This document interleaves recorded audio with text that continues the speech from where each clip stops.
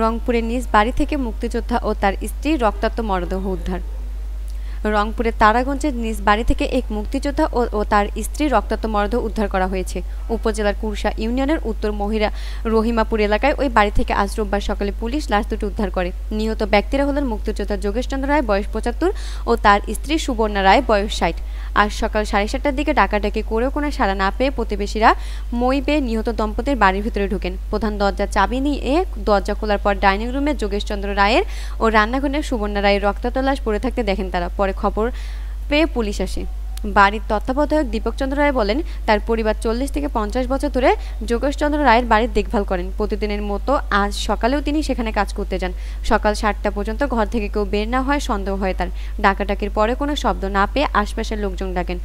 এরপর মই বেয়ে ভেতরে ঢুকে দেখেন ঘরে কেউ নেই। পরে ডাইনিং রুমের দরজা খুলে যোগেশচন্দ্র রায়ের ও রান্নাঘরে তার স্ত্রীর লাশ দেখতে পান। স্থানীয় বাসিন্দা ও জনপ্রতিনিধিদের ভাষ্য, নিহত যোগেশচন্দ্র রায় পেশায় শিক্ষক ছিলেন। তিনি ২০১৭ সালে সরকারি প্রাথমিক বিদ্যালয়ের প্রধান শিক্ষক পদ থেকে অবসর নেন। তার দুই ছেলে, বড় ছেলে শোভনচন্দ্র রায় থাকেন জয়পুরহাটে, আর ছোট ছেলে রাজেশ খানা চন্দ্র রায় ঢাকায় পুলিশে চাকরি করেন। গ্রামের বাড়িতে স্বামী স্ত্রী দুজনেই থাকতেন।